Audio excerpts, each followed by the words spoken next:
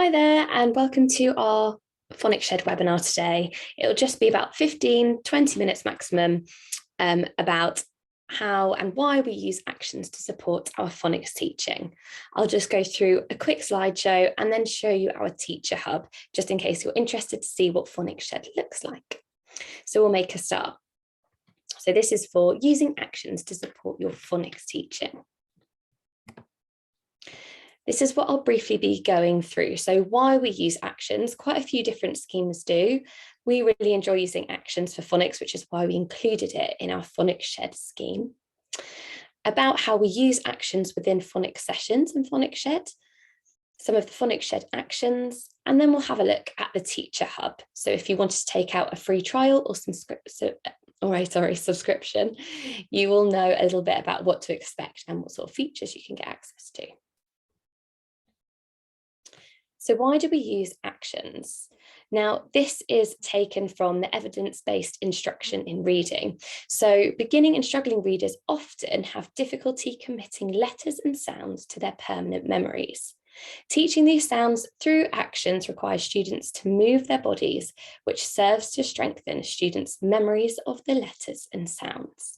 So this is one of the reasons that we use this, and we know that they work to help children make those connections to GPCs within the lessons. Here are just a few other reasons that we use them. So it promotes active engagement and participation. And research has shown that the longer that a child is actively participating in a lesson, whether that's singing, saying a sound, doing actions, writing, however it is, and in this case, it would be actions, the higher their academic success rate. So actions help them keep engaged and participate actively. Now, our scheme is a multi-sensory scheme. It's narrative driven, but it targets lots of different types of learners, and actions in this case really help children who are kinesthetic types of learners, so need to move their bodies to be able to help store their learning. So in this case, relating the actions to the GPCs. It helps to distinguish between similar sounds. So if we think of the sounds I and E, for instance, they could be seen as similar. Having different actions for both of these sounds can help them see or hear the difference. So our E action is stretching like this, and then doing that with the different sounds will then also act as a visual prompt to remind children what a sound might be. So maybe you have a child in your class, there are usually them in every single class who are either a bit shy or not very confident. If they are sounding out the word mat, for instance, and they know the GPCs or the sounds for and they're not sure for t, using the action or the teacher doing the action for them can help them elicit the GPC that they need. So for instance, it would be t, t, t. And by the teacher just doing the action, not necessarily sounding the sound, they're reminding the child of the sound that's needed. It also aids consolidation and makes learning a little bit more fun, rather than just showing flashcards. Showing the flashcards and doing the actions can just make it that bit more exciting for children, particularly younger children. It also makes connections to the GPC character. So as I mentioned before, our phonics scheme is narrative driven. So each of the GPCs has its own character, and each of the character has its own story and actions that goes with it. So it keeps those connections, and then the characters later pop up within the children's decodable reading books. Now, in our phonics sessions, this is the routine that nearly all of the phonics sessions will have. So once you start teaching our scheme, it becomes quite habitual. So first of all, we show the flashcard. So in this lesson instance, it's introducing Sam the Snake. So we show the flashcard and introduce the character. We introduce the sound and get the children to repeat that back to us. We then introduce the name of the letter, so in this case it's S, and then the next is where the action comes in. So here with Sam the Snake, we're doing S over the top of our head, you can see in the video. Next we have the song that goes with the character, which I'll play now.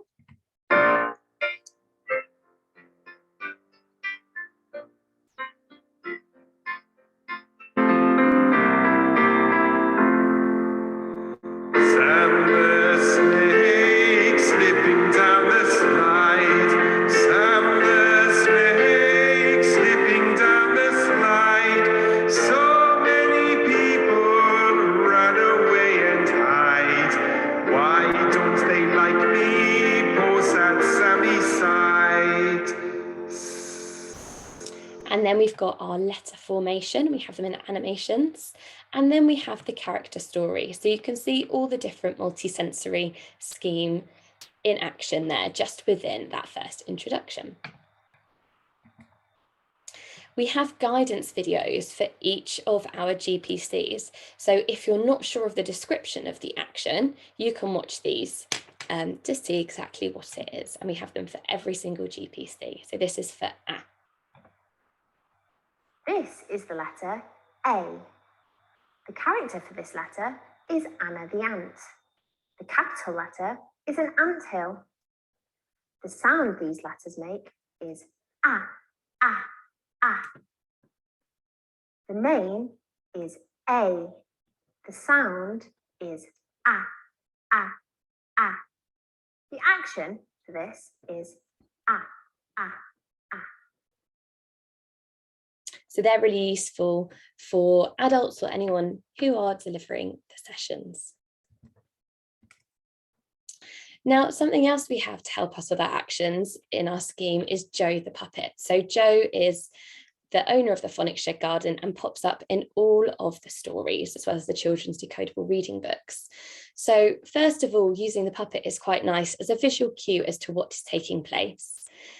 It's also quite nice to have it, making Joe come into the lesson as a bit of a hook for learning, whether he comes in a special box, or I used to have a puppet that I'd hide somewhere before the lesson and the children would have to be able to spot him within the classroom, and that would start off the lesson.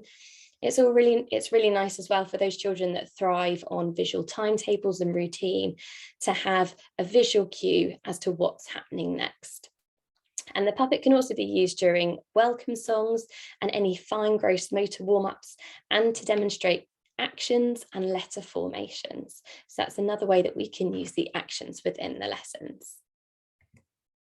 Now I'm going to show you what the Teacher Hub looks like on Phonics Shed. I'll quickly show you resources, assignments and games, and I'll just see if we've got any questions at all at the end.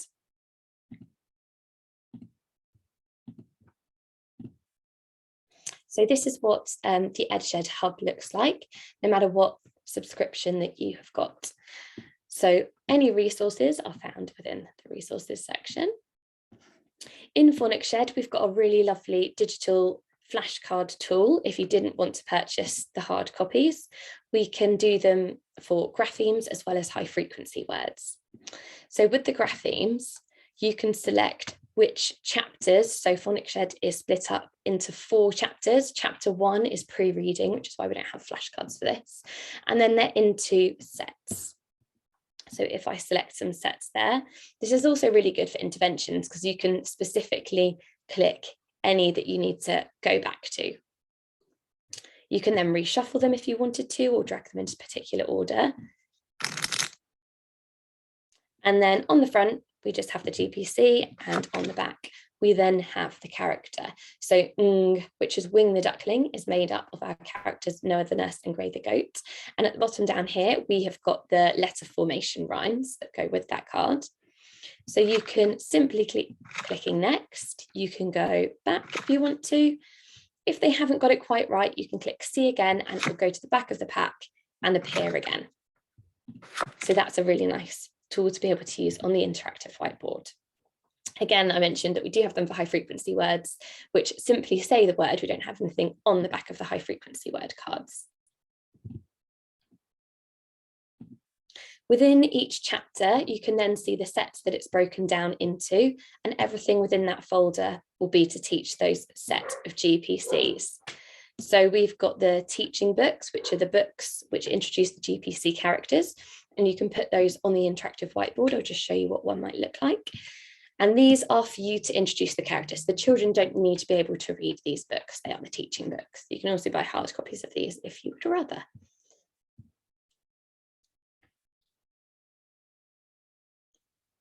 I'll just quickly flick through. So you can see that Joe appears in here. And we've got some of our other characters, such as Anna the Ant from the Phonics Shed Garden. And then we have questions about the story at the end.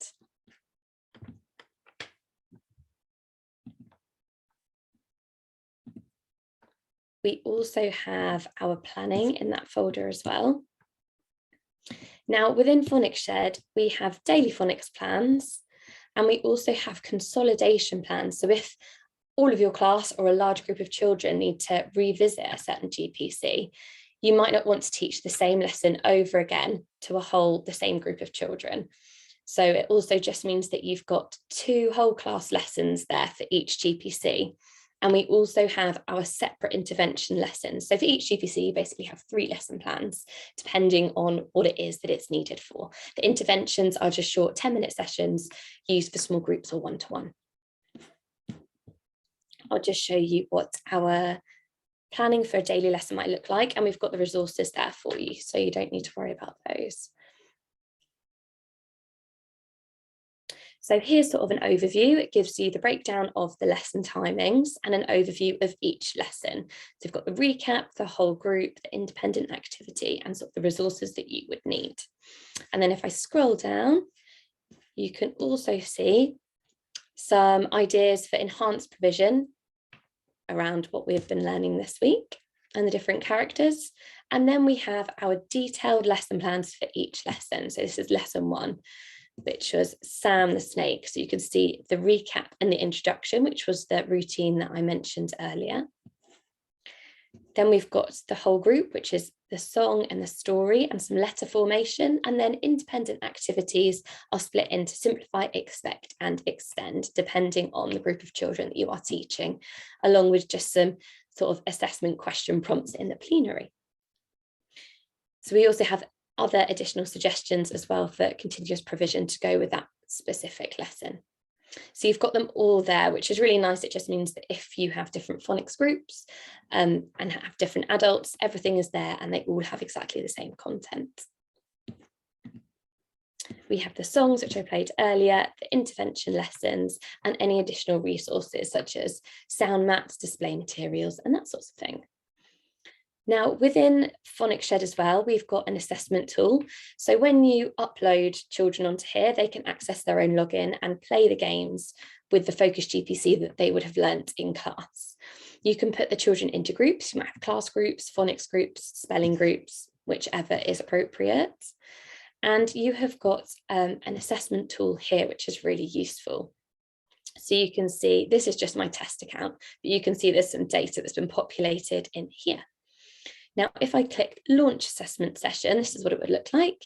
And you can choose the mode that you would like, whether you want to assess graphemes, whether you want to assess a specific word list, some high frequency words.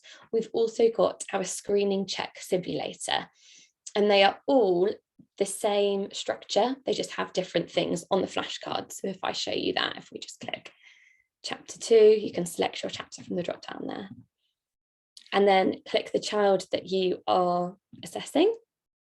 It'll give you a bit about how you're going to assess them. So if you have the child sitting next to you, they just need to say the sound that they see. So if this was a phonics screening check, you'd have the simulator, you'd have the word up there. And if it was a nonsense word or alien word, it would have an alien word next to it. And you simply click. And this will generate points for the child as well that they can use on their logins. If you later think something has changed, you can click on it and make a note if you want to, as well as printing group reports or pupil reports, and you have the same data there for high frequency words for the different chapters. So that's a really handy assessment tool there. You can assign work then for the children. So because this is my test account, I've got lots of different subscriptions here. But in Phonics Shed, you can do 2 different types of assignments. You can assign the children a decodable reading book, which they can access on their logins. Hard copies are also available. Or you can also assign them a game which relates to the GPC that they might have been learning that day. This could be for home learning or to do in class. It's up to you. So once you've done that, you'll then be able to see, so these are the books. It was Wings Big Brackets, and I can see who has completed and read that book. If I go to the game, I can have a look and see who's played the game and how many times. The assignment status changes depending on how many points they've got, so that's just a bit of a motivational tool. So they got 100% correct and then chose the second hardest difficulty. If I click view pupil, I can see a little bit more of in-depth information here. for our pupils' scary slides. If we go down to phonics data, we've got the data that I mentioned earlier from the assessment session, so whatever has been done for this pupil. And I can also see their gameplay history and in a specific game, any details of the answers they got right or wrong there. And there's their high frequency word assessments too. Now I'll show you what their game screen looks like. I actually think if I log out, I'll log in as a child, there we are. And I can see the assignments that have been set for me. I've got access to quite a few subscriptions on here. In Phonics Shed, the children do have access. They get additional access to Spelling Shed that comes with the price. So you can see that I've got 2 assignments for Phonics Shed. And if I click into here, and then if I click up here on the assignments button, here are my 2. So it was Wings Big Racket, which is the decodable reading book, which looks like this. And at the beginning, we've got the high frequency words and example words, and our method in Phonics Shed of sound it, squash it, say it to decode words. And then they can read this as many different times as they want. And they can read this obviously at home. And then we've got comprehension questions at the end.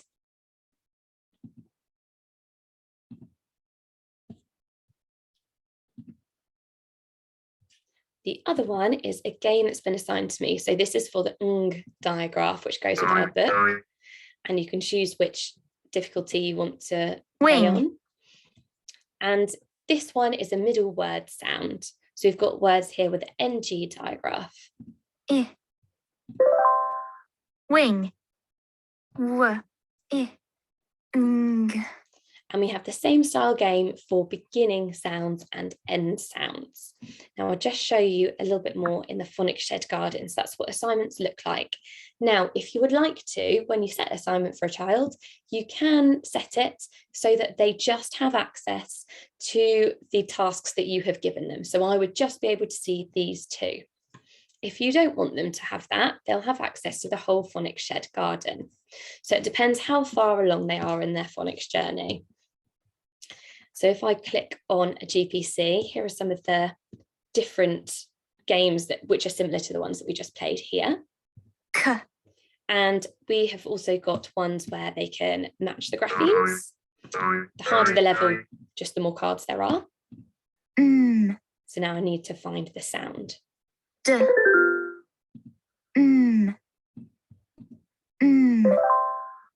we go. And we have the same game in the same style as this for high frequency words, sorry, in our vocabulary games. The other sort of game we have indie pop, where they have to pop the balloons with that sound, and dare in the air, where they have to capture the different letters for the word. For example. But if you have a free trial, you have access to these. I'll show you how to access the game screen as a teacher in a moment. You can also see all of the books if you want them to have access to all of them. Like I mentioned before, you can limit their access so they don't see all of them. You can see, though, what I have been assigned. So it's clearly marked Read Me Next.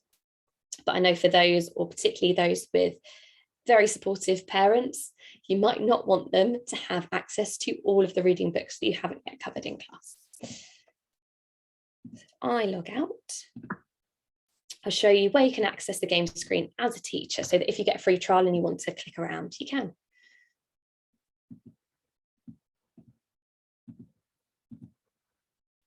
So it's any of the yellow play game buttons, which are down there or up here on the right hand side. So I think that's everything. I don't know if anyone has any questions, but if you do further down the line, if you would like to email support@edshed.com and one of our support team will get back to you. This will be recorded and it will be put on our Edshed YouTube channel, which you can find the link to at the bottom down there. I'll also email out the link. I hope it's been useful. Enjoy the sunshine. Have a nice evening.